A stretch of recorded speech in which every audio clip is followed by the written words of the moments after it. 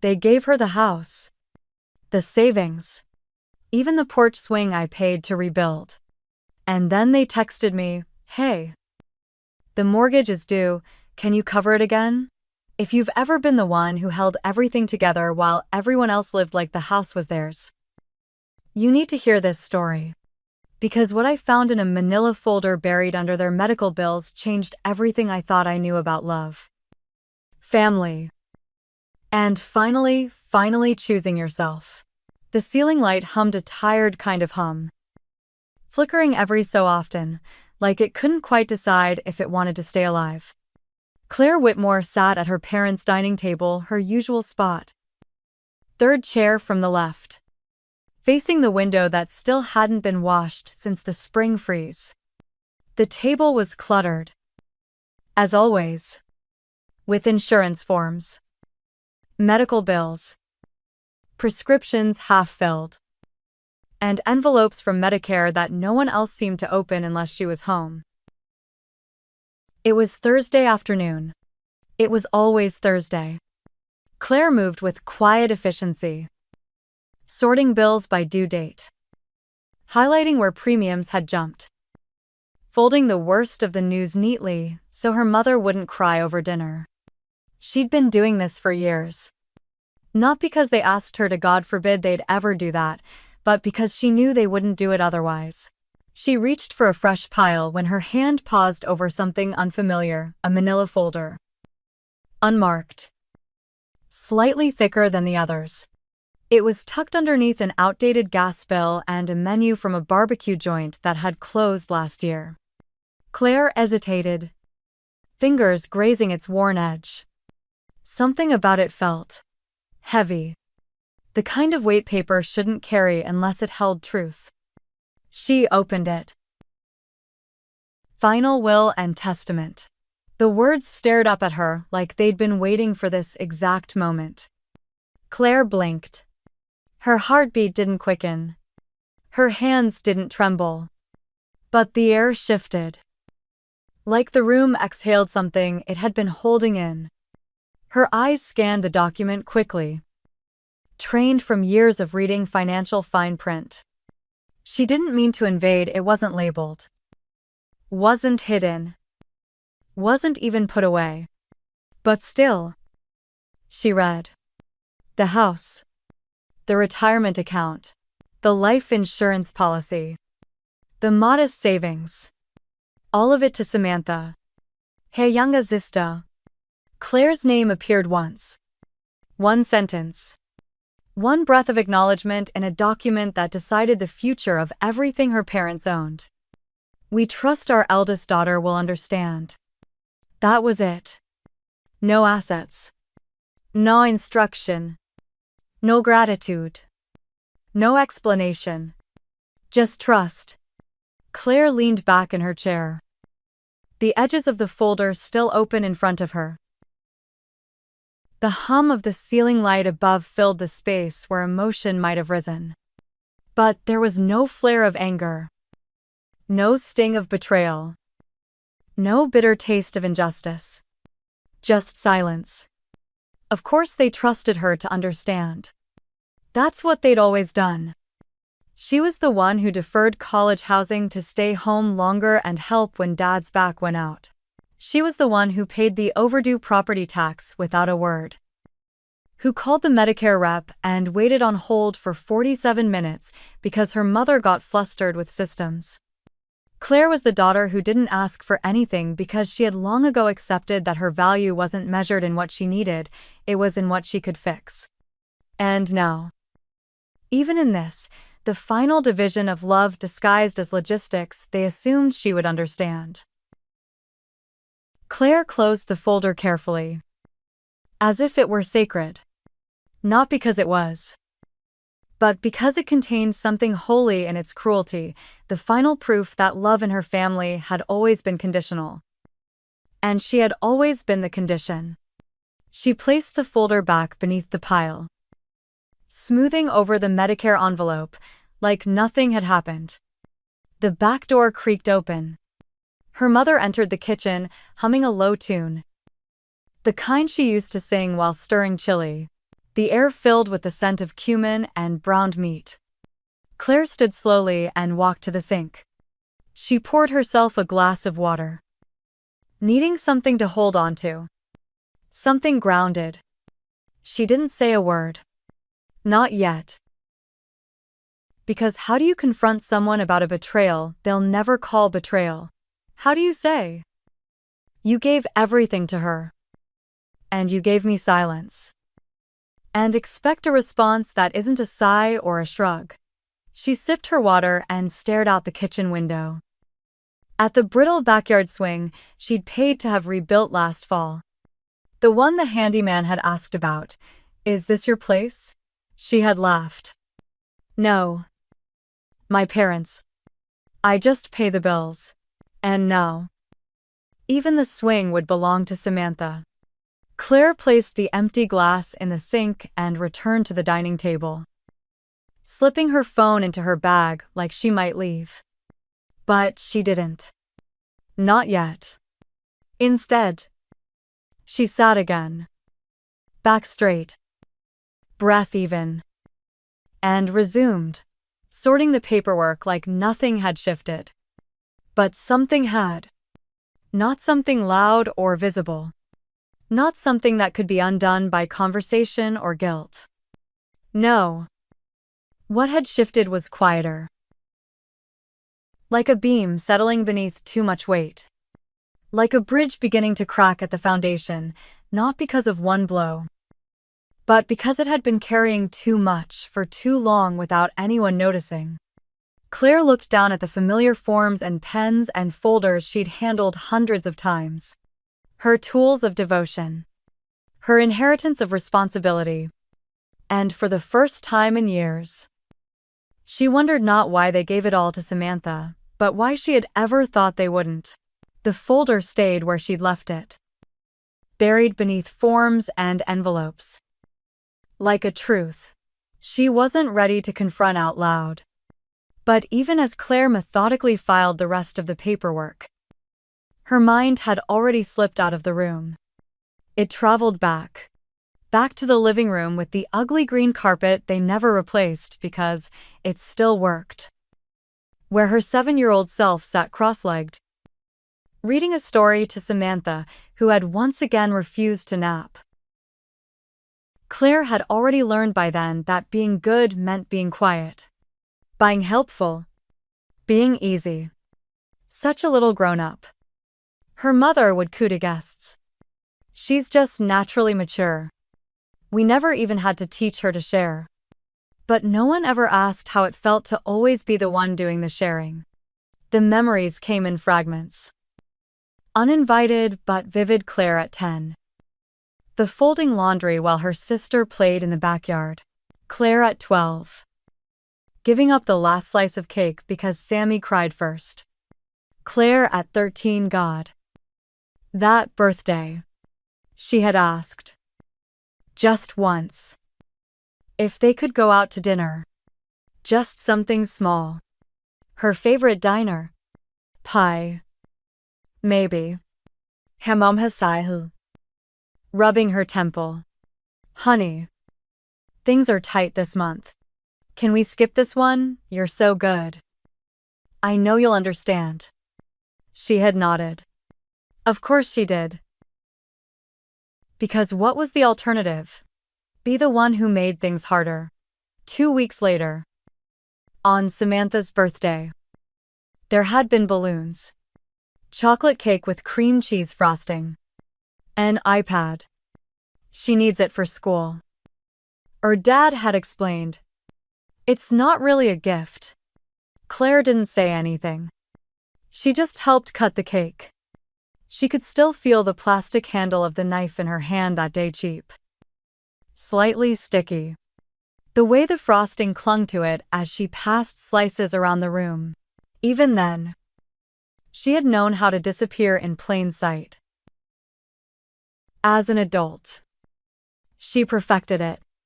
At 28, Claire had been offered a job in Seattle, 6 figures. A senior title.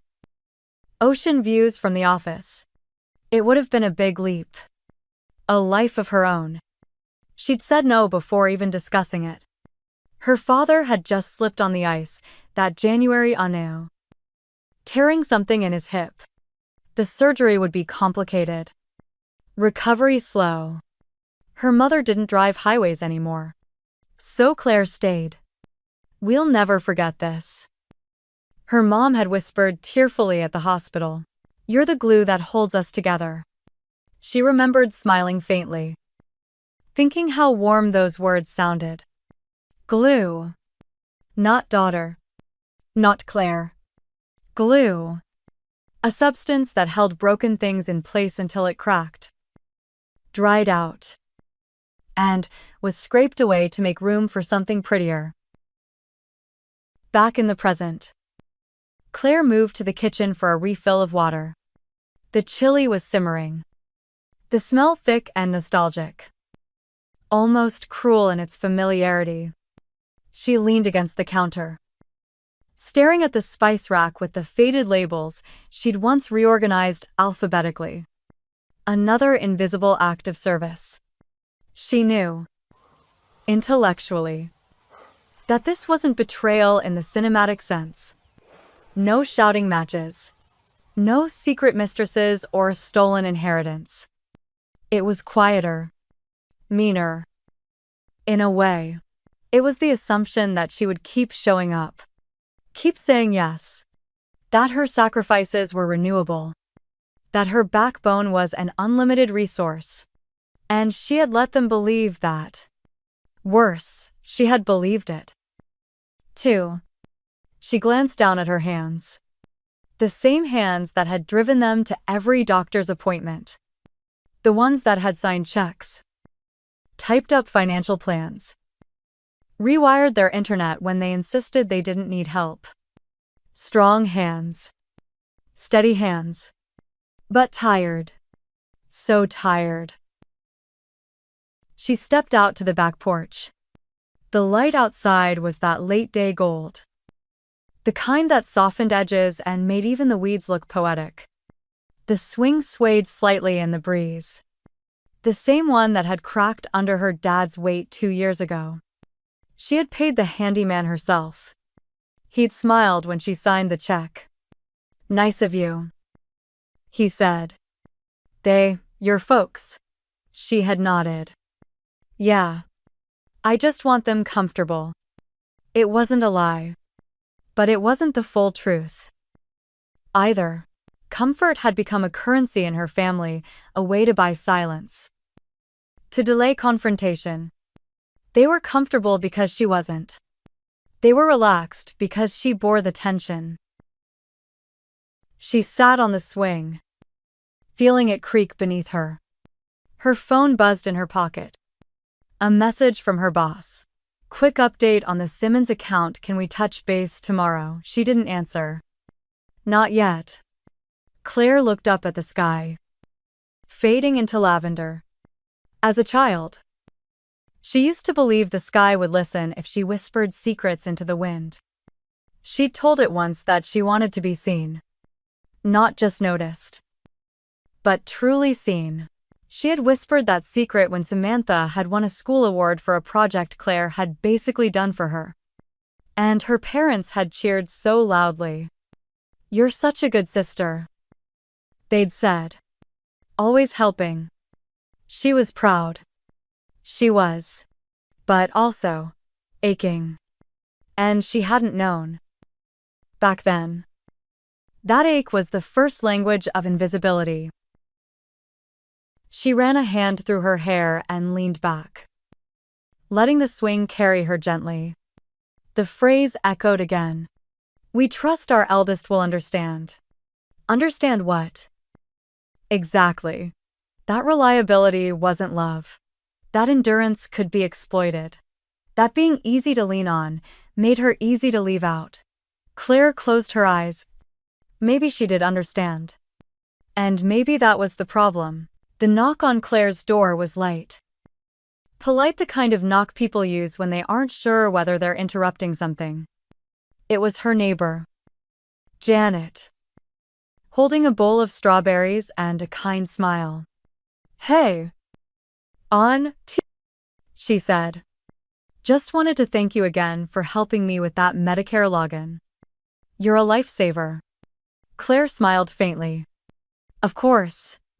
No trouble. Janet hovered a moment, shifting the bowl from one hip to the other. Are you heading over later? Claire blinked. Over where Janet looked surprised. To the housewarming your parents' place. Your sister's party. Whole street's been buzzing about it. The invite said 3 o'clock. But you know how these things go. Claire's mouth stayed still, but her chest flickered with something she couldn't name. She glanced at the time. 3:47 p.m. Oh, she said. Right. I must have missed that. Janet didn't seem to catch the strain in her voice. Well, if you go, save me a slice of cake. I've got to drive the grandkids to a movie. She left with a wave and the faint scent of gardenia trailing behind her. Claire stood in the doorway a long moment, bowl of strawberries cooling in her hands.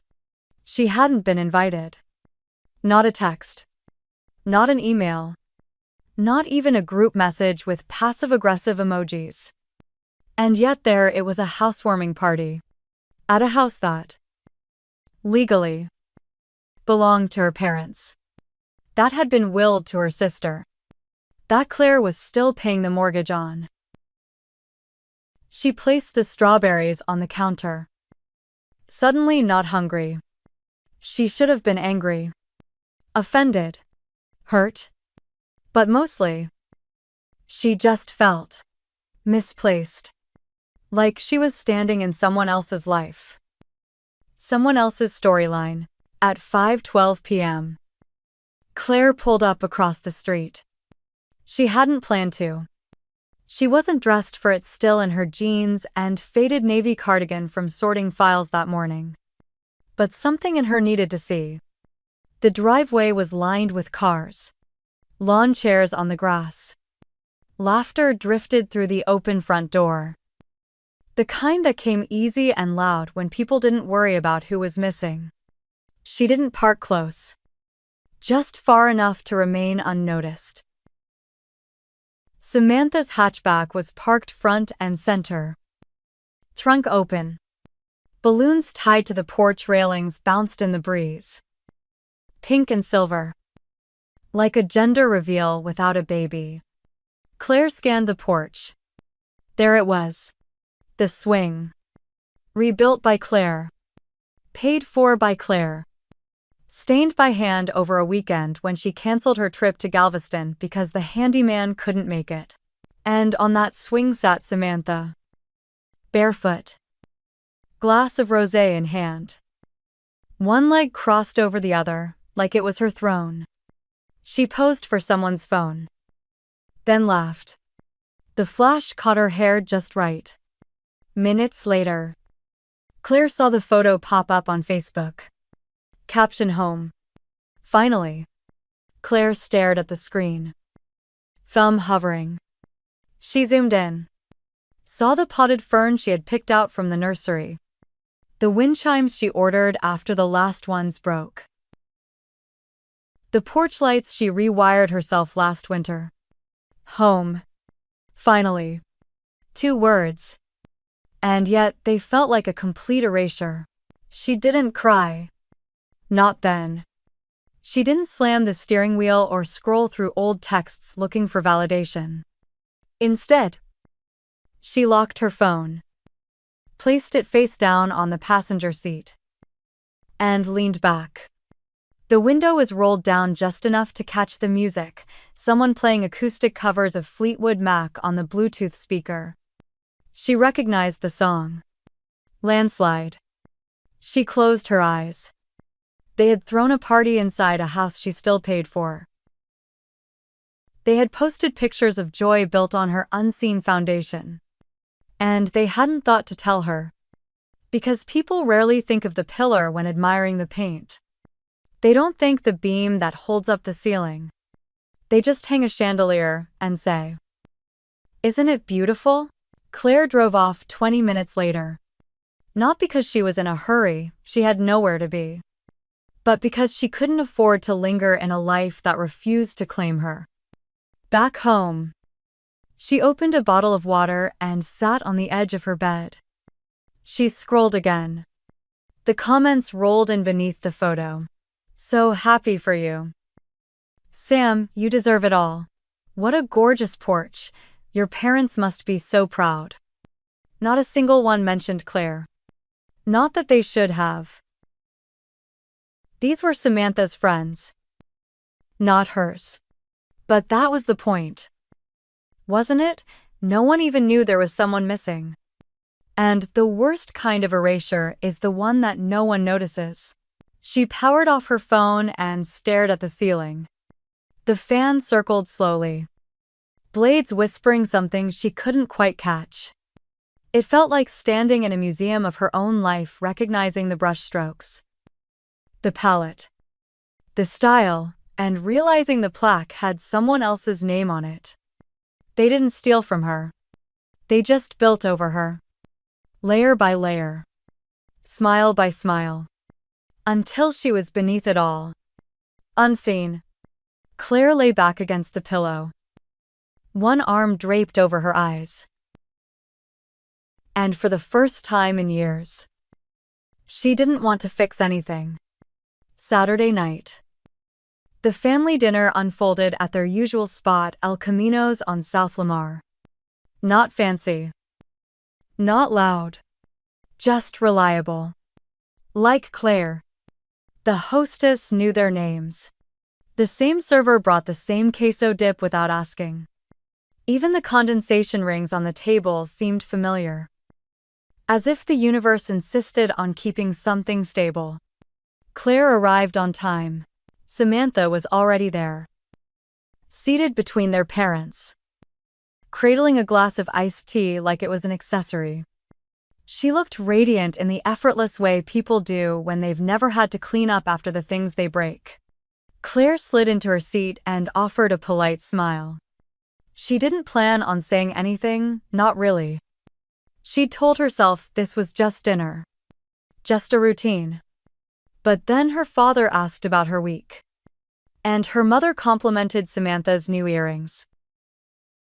And the guacamole was saltier than usual. And something inside Claire broke not with drama, but with decision. So, during a lull in conversation, she set down her fork, folded her napkin, and said, simply, "I saw the will." The air changed. Not suddenly, but perceptibly. Like a dropped glass in a room where no one wants to admit they heard it shatter. Samantha's eyes widened, then dropped to her plate. "I didn't know you saw that," she whispered. I didn't even ask for the house." Her voice trembled just enough to elicit sympathy, but not enough to sound rehearsed. She dabbed her eyes with a napkin in that slow, practiced way Claire had seen before. Their mother reached over, took Samantha's hand. She didn't ask.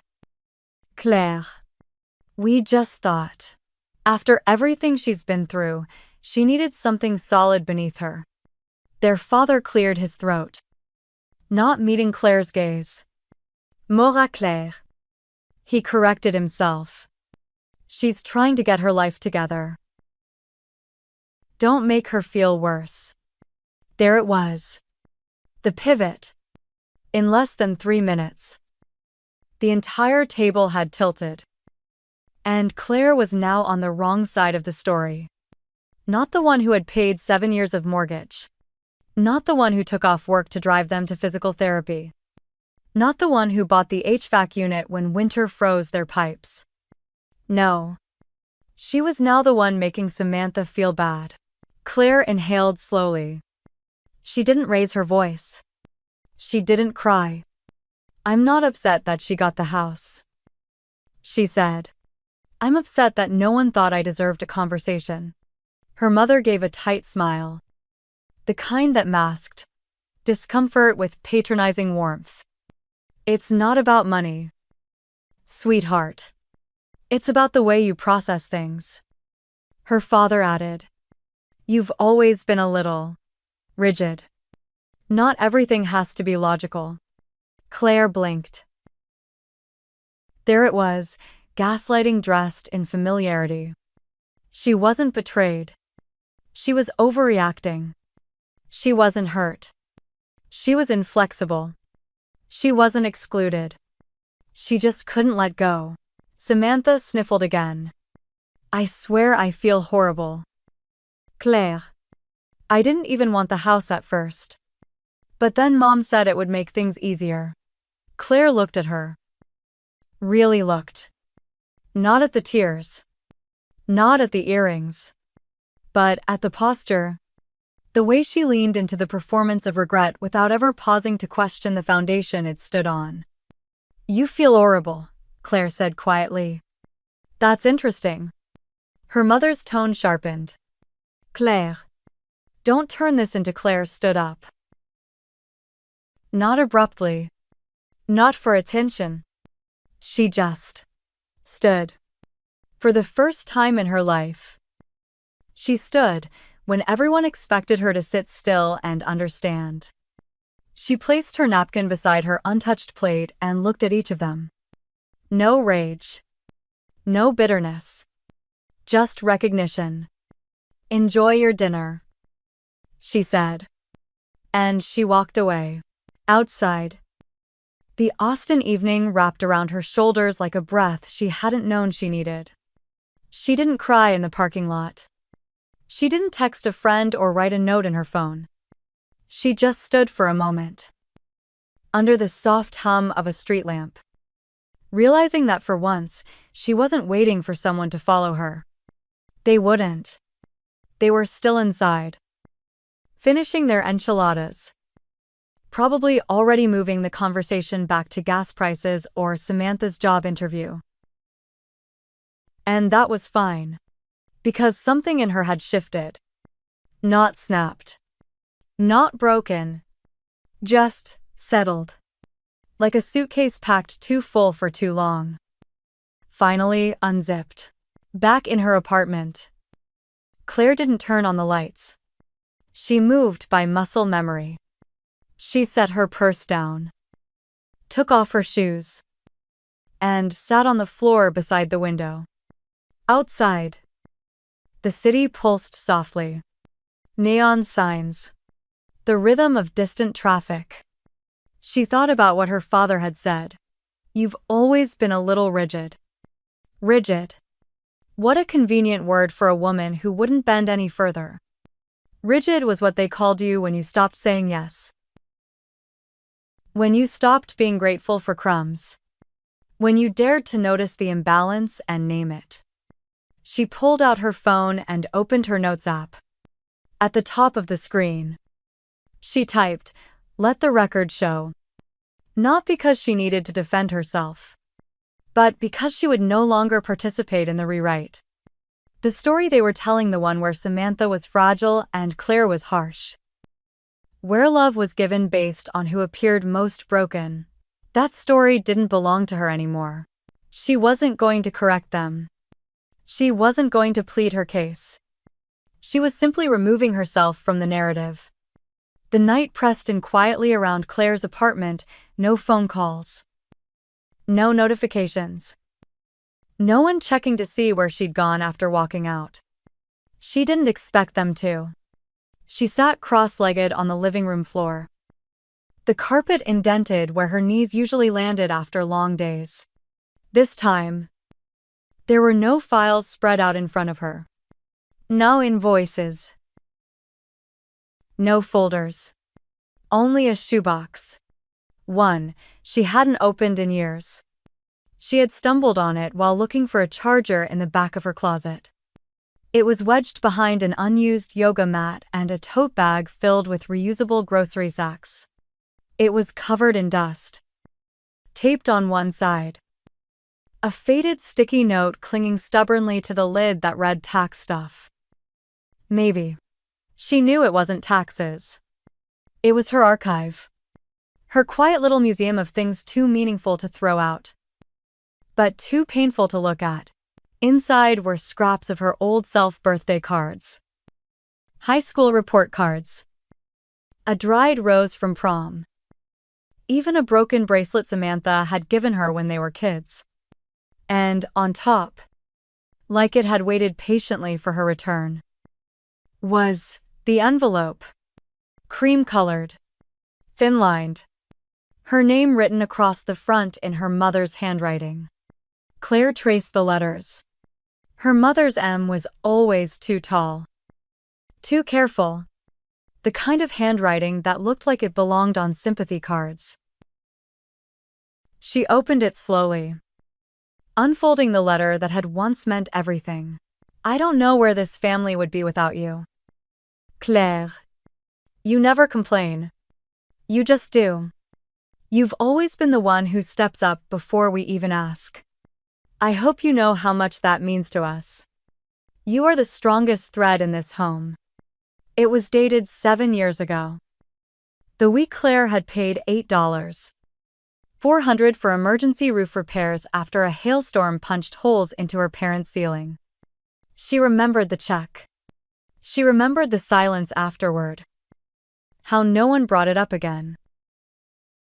But the letter came delivered with a pan of lasagna and a soft thank you. She'd cried when she read it then. It had felt like recognition, like proof.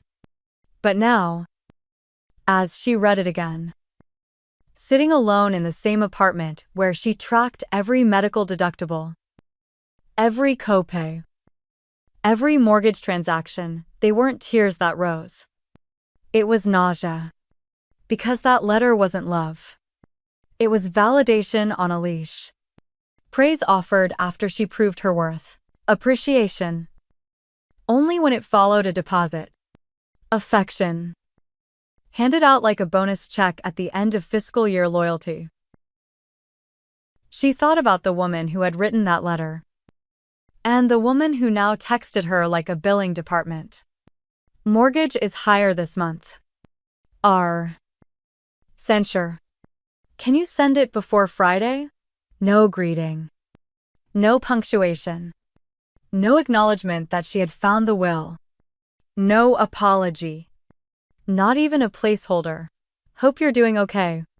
Just digits and a deadline. Claire placed the letter down gently and leaned back against the wall. Her apartment was quiet except for the faint hum of the fridge and the occasional creak from the ceiling. She looked at the letter again. It was written by someone who had once seen her. Or maybe just saw her utility. And now, years later, she wasn't even invisible. She was just assumed. She reached for a pen. Not out of rage. Not as some grand symbolic gesture. She simply needed to see it written somewhere other than her own exhausted heart.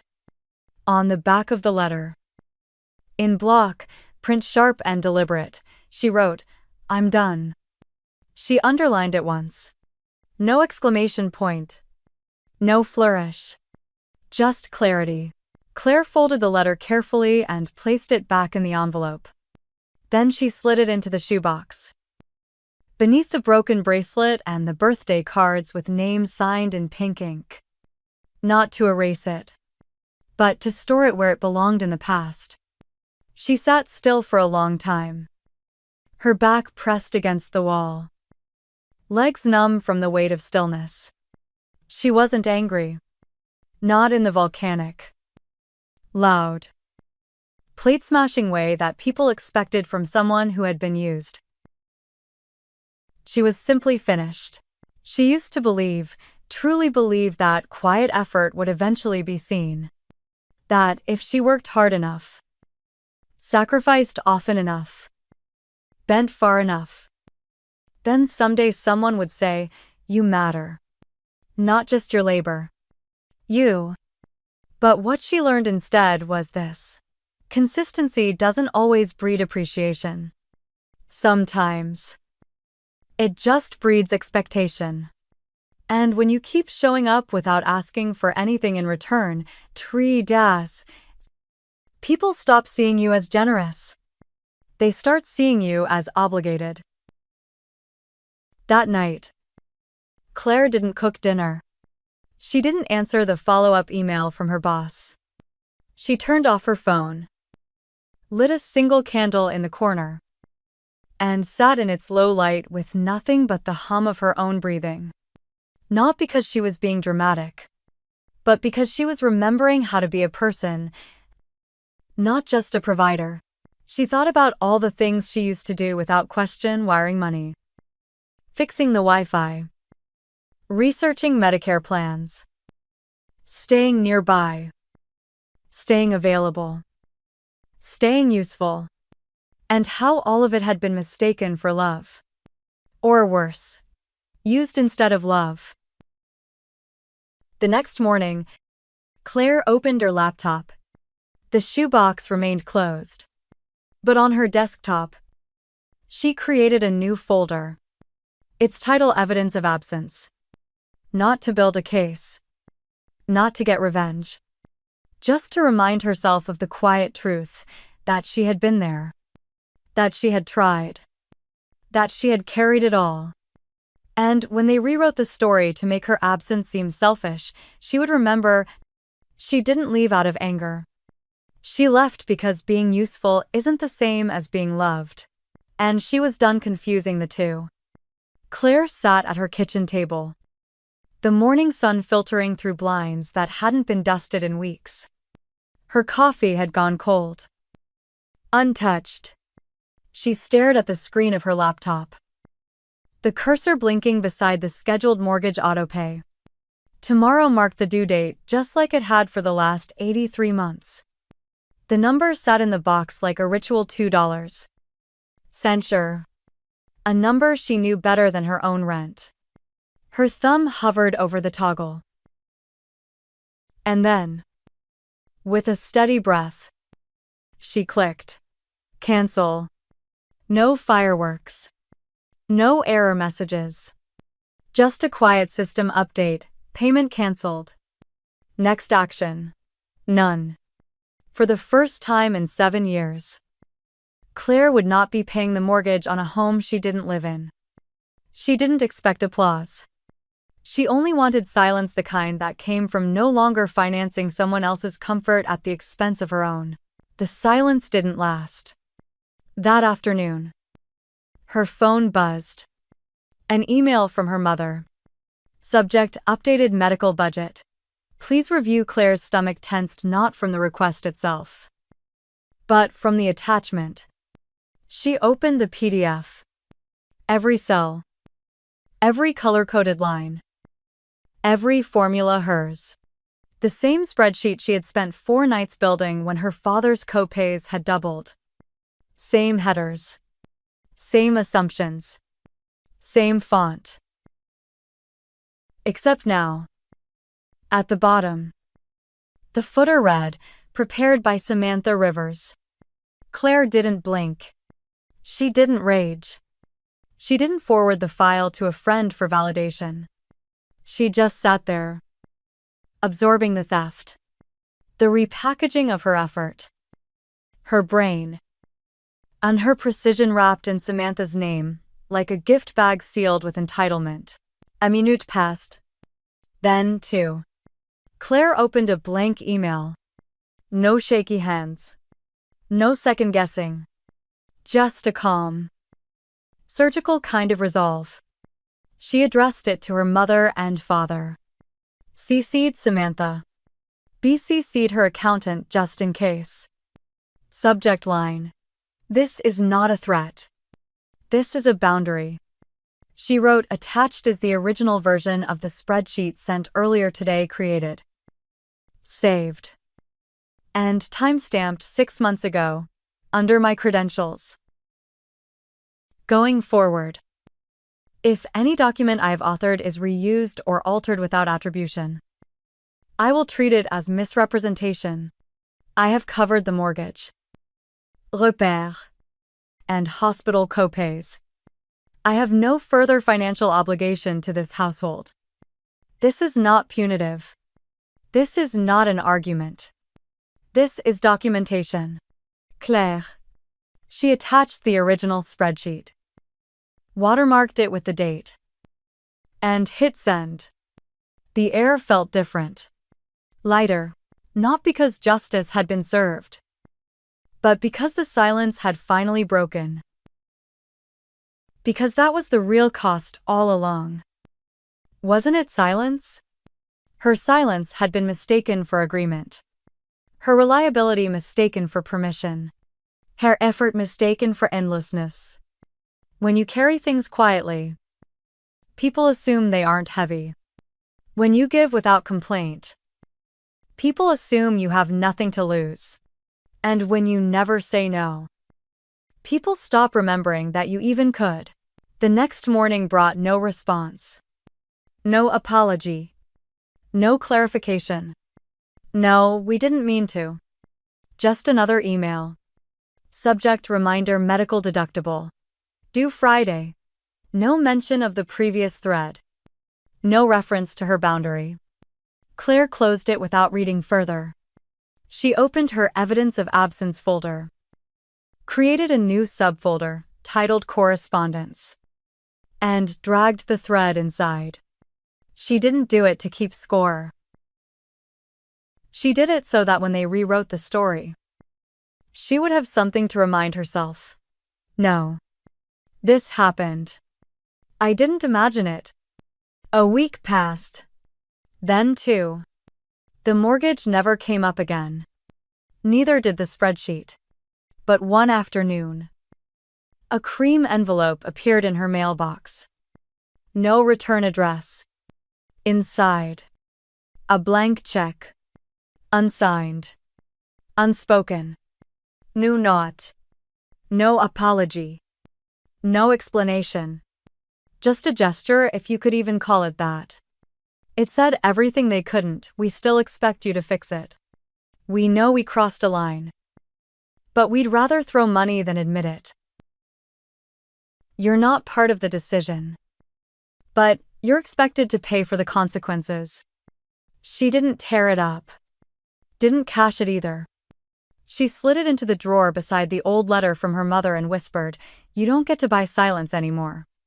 Claire knew this wasn't the end. There would be more asks. More moments of, "We thought you wouldn't mind." More casual erasures. But she had found something she hadn't had in years. A voice. Not loud. Not sharp. But clear. Firm. And hers. The clerk at the notary's office greeted her with a distracted smile and a clipboard. "Are you here for the title release or the financial severance?" Claire blinked. "Both." The woman nodded. Used to clients who didn't explain more than they needed to. The office was tucked between a bakery and a pet supply store in a quiet strip mall north of downtown. A place you'd only visit if you were trying to cut a tie marriage, mortgage, or otherwise. Claire had parked right in front. Left the engine running for a moment longer than necessary. It wasn't nerves. It was ritual. Because when you've spent a lifetime holding things together, letting go can feel like an unnatural posture. She sat in a brown vinyl chair and handed over a stack of documents, copies of bank accounts, insurance policies, the original deed for the house. Her signature still scrawled in the bottom right corner from years ago. The notary flipped through each one, checking boxes, highlighting fields. Claire watched her hands work. Professional and precise. Moving between papers with the ease of someone who's seen this story 100 times. The quiet one. The responsible one. The invisible partner. Walking away because the burden finally outweighed the bond. "Please confirm this line," the clerk said, pointing. Claire read it aloud. Effective immediately. Claire Rivers is released from all legal, financial, and associative obligations related to the shared estate of 2647 Springdale Avenue. Her voice didn't shake. She signed. Initialed. Dated. It took 19 minutes. At the end, the clerk handed her a stamped copy.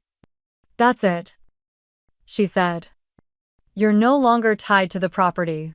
Claire folded the document carefully and slid it into her bag.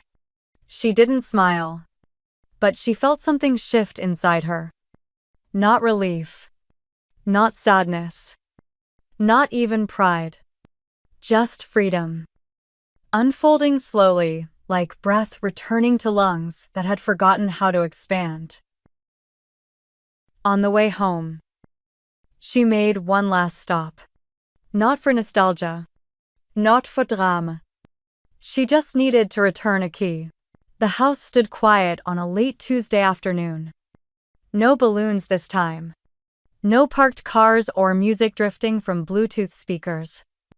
The lawn was slightly overgrown. Weeds beginning to flirt with the edges of the porch. Claire parked across the street. She didn't get out right away. She stared at the house that had cost her more than money. The one she had funded, fixed, preserved. The one she had never lived in, yet had shaped with every unseen act. She got out slowly, the key cold in her hand. No one answered the door. She hadn't knocked. That wasn't what this was. She walked up to the mailbox, still the same dented metal box she had once repaired with a coat of silver spray paint, and opened it. She dropped the key inside. No envelope. No notch. No explanation. Just the clink of metal against metal. Done. She turned. Walked back to her car. She didn't glance at the porch swing. Didn't look at the flower bed she used to weed every spring. Didn't check to see if someone watched from the blinds. She simply drove away. At home, she filed the notarized document beside her tax returns. She poured herself a glass of water, sat on the couch, and let the silence settle around her like a blanket that finally fit. There were no messages waiting. No guilt-laced voicemails. No tearful interruptions. Only stillness. And for once, that stillness didn't feel like a punishment. It felt earned. She opened her evidence of absence folder, created a new subfolder titled Legal Release, and dragged in the scanned forms. She didn't read them again. She didn't need to. The point wasn't documentation for others. It was documentation for herself, a breadcrumb trail back to clarity. In case the world ever tried to convince her she'd imagined it. Some exits are explosive. Some are whispered goodbyes on rainy train platforms. But the most permanent ones, they happen in daylight. On Tuesday afternoons. In strip malls with flickering fluorescent lights where the paperwork is stamped. And the key is dropped in silence. Claire didn't need a witness. She was the witness. To her own resilience. To her own release. To her own rewrite. Claire was slicing cucumbers for lunch when her phone buzzed with a notification from a news app she barely remembered subscribing to. Local daughter. Steps up during family crisis. She held us together. Parents. Say. She stared at the headline. Cucumbers still in hand. Knife hovering midair. Her breath caught. Not in surprise, but in recognition. She clicked. There it was. A glowing profile piece in the Hill Country Gazette, complete with a photo of Samantha on the front porch. Arms wrapped around their parents. Standing beside the very swing Claire had paid to rebuild. She's our rock. Her mother was quoted. She moved back when things got tough. And she's made the house feel like home again. Claire didn't scroll immediately. She just stood there. cucumber juice dripping onto the cutting board. Watching the story unravel in front of her like a badly written movie based on someone else's life. The article was generous. It painted Samantha as selfless, resilient, family-oriented. It detailed how she had left a promising career in marketing to return home and care for their aging parents, how she'd restructured the family's finances, and how her gentle leadership kept everything from falling apart. There were quotes from neighbors, people Claire hadn't seen in years. "She's just so grounded." One said, "You can tell she really cares." The irony was a punchline that didn't even try to hide. Claire, who had funded the swing. Claire, who had wired the money for the roof. Claire, whose spreadsheet Samantha had plagiarized. But none of that was in the story. Not even her name. Claire didn't feel rage. She laughed once. But not because it was funny. It was a quiet, disbelieving exhale, the kind that follows a moment of such audacity. Your body can't decide if it should cry or applaud. She sat down slowly, set her phone on the table, and stared out the window for a full minute. Then she got up, walked to her laptop, and opened a folder she hadn't touched in days. Evidence of absence. Inside were subfolders: mortgage, repairs, medical, correspondence.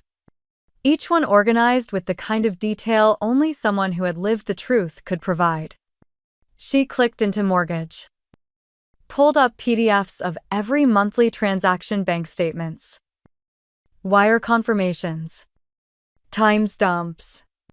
She opened medical, clicked through prescription reimbursements, scanned receipts, copies of coverage documents, thank-her notes on copay adjustments.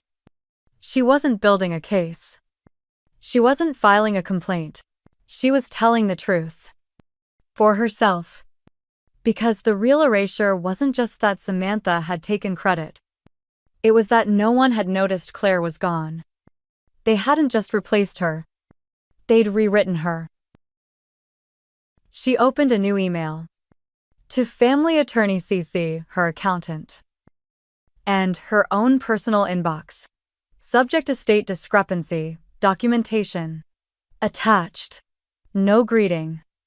No small talk. Just the body. Attached is a record of financial contributions I have made to the Rivers household between 2016 and 2024. This includes but is not limited to mortgage payments, home repairs, medical support, and administrative management. While I have legally severed financial responsibility, I am preserving this documentation for record-keeping. No action is required at this time. Claire Rivers. She attached 3 folders. Payments. Repairs. Uncredited documents. At the last minute, she added a 4th press versus reality inside it. A screenshot of the article beside a time-stamped bank statement for that same week's mortgage payment. She hit send. She didn't send it out of pettiness. She didn't want headlines corrected or egos bruised. She just wanted the truth to exist somewhere outside of her own memory. Because when no one else holds the record, the burden becomes part of your spine. And she was tired of carrying it alone. The rest of the day passed unremarkably. No calls, no emails, no follow-ups. And she was glad. She didn't want an apology. She didn't need her name added retroactively to someone else's fairy tale. She only needed to know that if the story ever came into question, her side wouldn't disappear with her silence. That night, she walked to her balcony with a glass of water and a thin cardigan wrapped around her shoulders. The city below pulsed like always, cars rolling past crosswalks. Laughter from the bar across the street. Dogs barking in distant courtyards. Her phone buzzed again. A new message. From Samantha text. Feeling petty now, Claire didn't reply. She didn't even open the thread. She placed the phone face down on the railing and whispered to the wind. If truth makes me petty, then I'll own the crown. The breeze answered with nothing but stillness. And it was enough. 3 months had passed. Enough time for the grass to grow too tall around the fence. Enough time for emails to stop coming from people who once asked for everything and thanked for nothing. And enough time for the cucumbers in Claire's backyard to grow crooked. She didn't mind. The first time she'd noticed one curling sideways. She'd reached instinctively for the gardening book. Fingers flipping to the section on correcting unruly vines. Then she stopped. She looked at the twisted stem. The uneven green skin. The little scratch marks from the garden netting. It was beautiful. In the way only something untrained and unpressured can be. So she let it grow. The garden became her new ritual. Every morning at 6 a.m. Claire stepped outside barefoot into the dewy grass. Her coffee still steaming in one hand. The other brushing through tomato leaves and basil sprigs. Her knees were always dirty now. And the tan on her shoulders had deepened into something permanent. And most days, she didn't speak to anyone until afternoon. Claire had moved into the little rental house 2 counties over. 2 bedrooms. 1 bathroom. A kitchen too small for dinner parties. But she didn't throw dinner parties anymore. And she didn't miss them.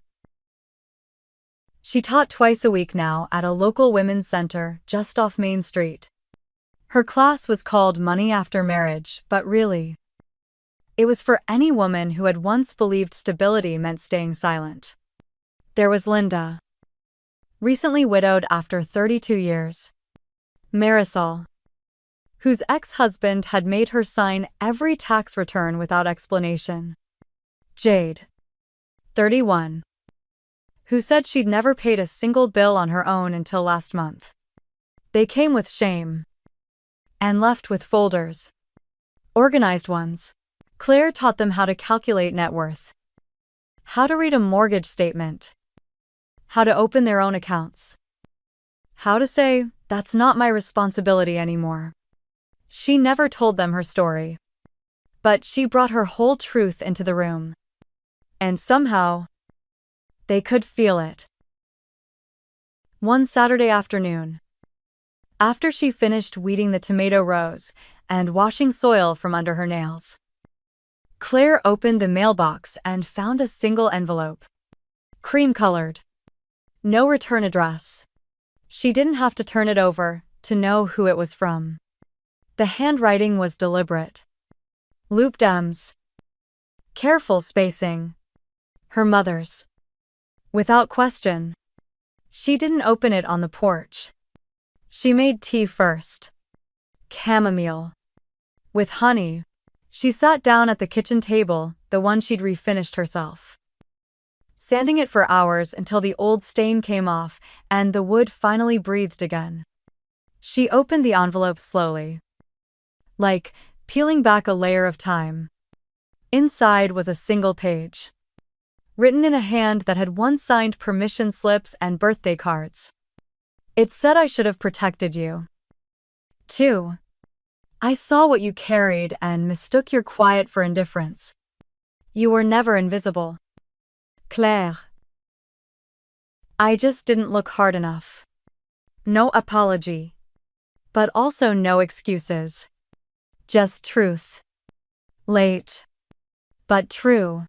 Claire read it twice. Then a third time. Not because she was uncertain, but because the words made her feel something she hadn't let herself feel in months. Not vindication. Not anger.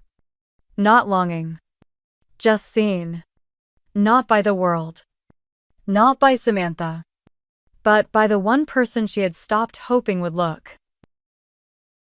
She rose from the table and walked to the corner drawer of the bookshelf where she kept her unspoken archive. She opened it carefully. Inside were 2 letters. One from 7 years ago, where her mother had called her the strongest thread. The second, written in Claire's own hand on the back of that first letter, I'm done. Now, a third joined them. She placed it between the 2. Gently. Like laying something to rest. Not because she needed to relive the past, but because she refused to erase any version of herself, the girl who kept quiet. The woman who kept receipts. The human being who, for once, had chosen herself. That night, the sky was velvet and star-scattered. Claire sat on her small porch with a blanket over her legs and a cracked ceramic mug in hand. There was no porch swing. No chime in the doorway. Just a string of warm lights she'd hung herself. A thrift store chair with a squeaky back. And the sound of the neighbor's wind chime tapping gently against the dusk. Her phone buzzed once. She didn't look. She didn't need to. Because the peace she'd found wasn't fragile. It didn't require isolation. It only required truth and the absence of pretending. She turned to the garden. Rows slightly crooked. Herbs a little overgrown. But thriving. All on their own. And as the breeze moved through the fence vines, she whispered not to the stars. Not to her mother. Not to Samantha, but to herself. I wasn't the one who left. I was the one who stopped holding the roof up. And maybe, just maybe, that's what real freedom sounds like. Not a slammed door. Not a scream. But a quiet pause. A crooked garden. A breath you don't have to hold anymore. Sometimes letting go isn't failure. It isn't abandonment. It's simply the moment you stop pouring water into someone else's well and start tending your own. And if you've ever been the one who carried everything, if you've ever believed love meant earning it with effort, if you've ever walked away and still wondered if you were the problem, this story is yours. 2. You're not invisible. You're not petty. You're not dramatic. You're just free. And freedom isn't always loud.